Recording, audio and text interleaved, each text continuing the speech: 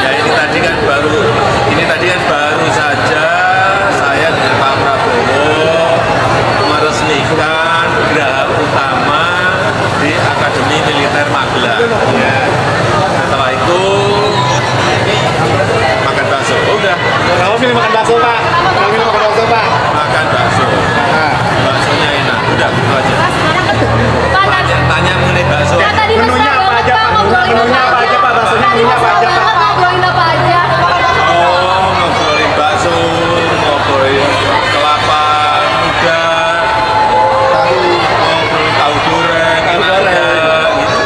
Sama nggak sih menunya, Pak? Sama Pak Prabowo? Sama, menunya sama. Seleranya sama ya, Pak? Habis. Habis. Nah, gimana Pak rasa baksonya, Pak? Makan bareng sama Pak Jokowi gimana, Pak? Pak Jokowi tahu di mana makan enak, di mana-mana udah tahu dia. Setelah beberapa hari lalu Pak Jokowi makan bareng Prabowo, sekarang makan bareng lagi ya lur. Makan bersama itu bukan sembarang makan lah. Jadi kita jangan memaknai dengan lugu dan tidak ada apa-apanya gitu.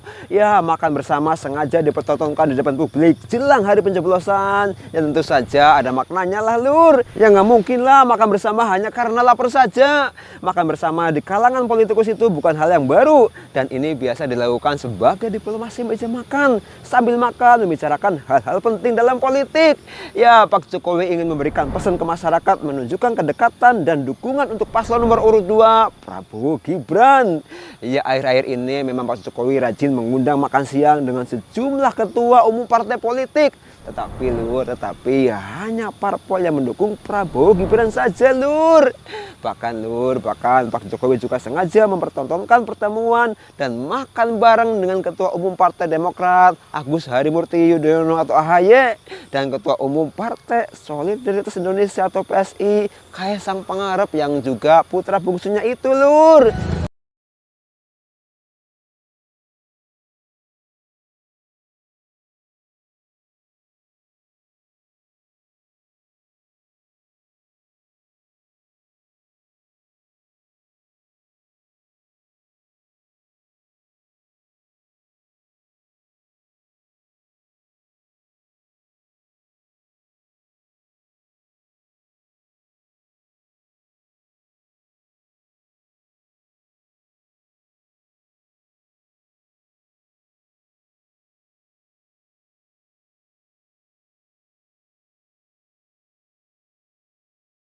Rangkaian pertemuan dengan Ketua Umum Parpol dilakukan hanya dengan Parpol yang mendukung paslon 2. Ya pertama dengan Ketua Umum Gerindra Prabowo Subianto, dilanjutkan dengan Ketua Umum Partai Golkar Erlangga Hartarto dan Ketua Umum PAN Zulkifli Hasan.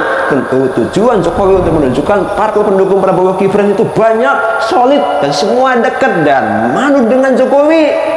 Nah pertanyaannya kira-kira kapan ya mengundang Ketua Umum parpol lainnya? Ya misalnya Bu Mega dari PDIP, terus Pak Muhammad Mardiono PLT Ketua Umum dari Partai Persatuan Pembangunan, Pak Surya Paloh dari Partai Nasdem, Cak Imin dari PKB lur. Nah jawabnya ya nggak bakalan ya lur.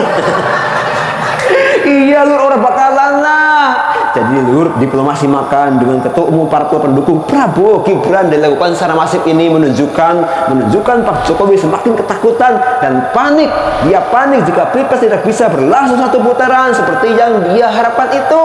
Oke, kembali lagi di channel MD 2045. Salam inspirasi, salam NKRI, harga mati.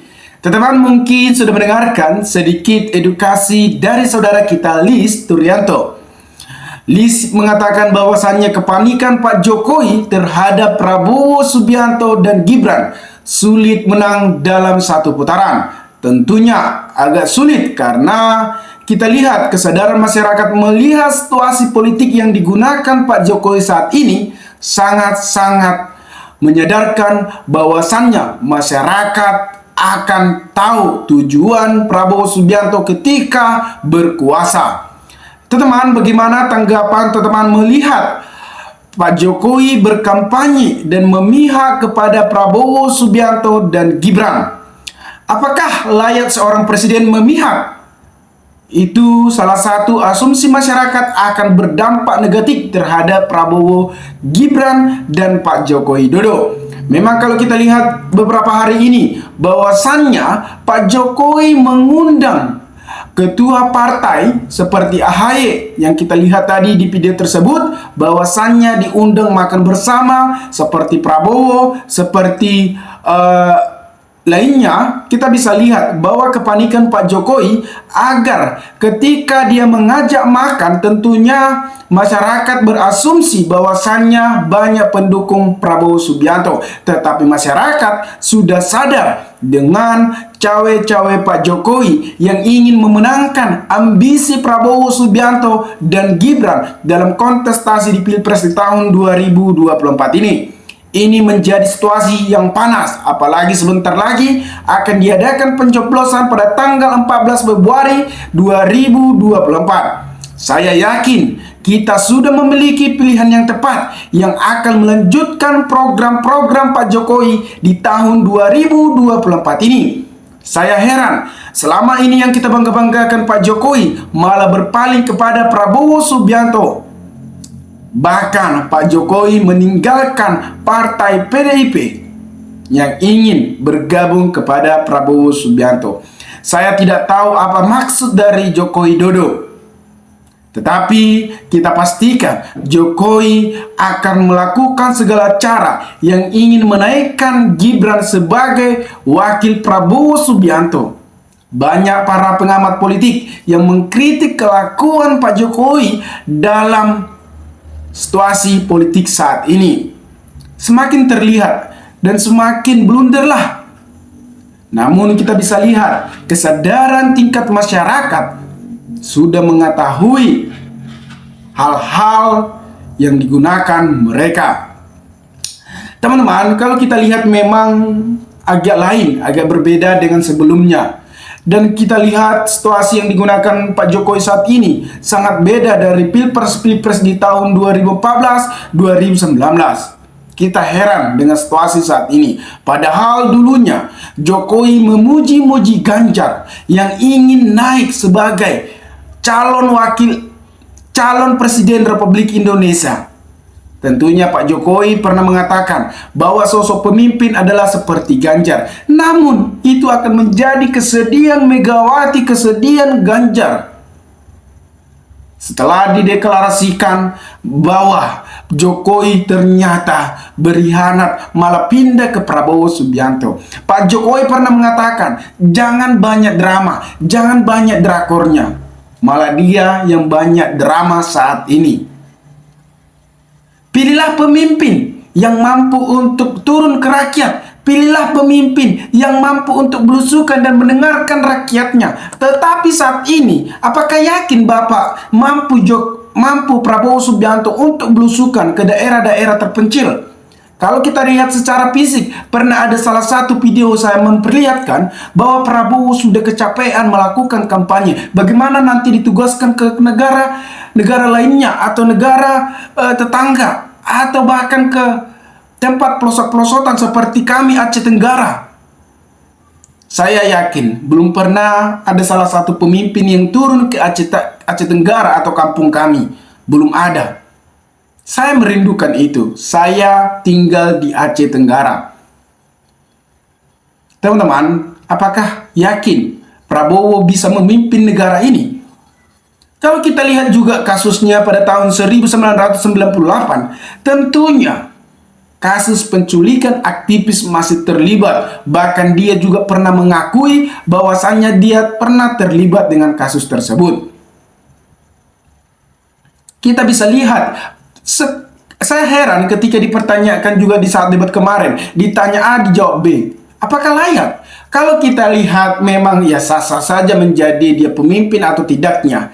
Tetapi kalau kita lihat secara logis, Pak Prabowo, saya tidak menjelek-jelekkan teman-teman, tapi saya hanya mencerahkan agar kita tidak salah memilih pemimpin, agar kita sejahtera yang akan mengayomi masyarakat dan mementingkan masyarakat. Apalagi Pak Prabowo pernah mengatakan ada asetnya atau perusahaannya yang mandat karena dia tidak pernah menjadi orang yang berkuasa dalam 20 tahun. Nah, kalau di situ juga kita akan berasumsi buruk terhadap Prabowo Subianto. Bagaimana nanti ketika dia berkuasa? Pastinya kan aset-asetnya kebangkit lagi. Artinya dia hanya kepentingan pribadinya sendiri, bukan kepentingan masyarakat, bukan mesejahterakan masyarakat. Bisa kita lihat, teman-teman. Jadi itu kembali lagi kepada teman-teman. Kalau ada orang yang berdasarkan memilih Prabowo Subianto berdasarkan gemoy, itu pemikirannya yang salah. Banyak orang-orang berdasarkan gemoy baru dia pilih. Apa yakin negara ini dipimpin oleh yang hanya joget-joget, hanya duduk-duduk atau hanya joget-joget? Tentunya tidak, teman-teman. Kita membutuhkan pemimpin yang memiliki visi yang jelas, misi-visi dan program-program mensejahterakan negara Indonesia ini menuju emas di tahun 2045 sesuai apa yang dikatakan oleh saudara Lis Turianto tersebut. Saya sebagai rakyat Indonesia yang mencintai NKRI, saya dulunya pendukung Pak Jokowi di tahun 2019. Bahkan saya tim suksesnya dulunya. Tetapi kalau kita lihat situasi saat ini sangat-sangat menyedihkan, teman-teman. Tapi kita sebagai pendukung Ganjar yang kita percayai bahwa Ganjar mampu untuk menjaga NKRI dan mampu untuk mengayomi masyarakat dan mampu untuk mesejahterakan negara Republik Indonesia.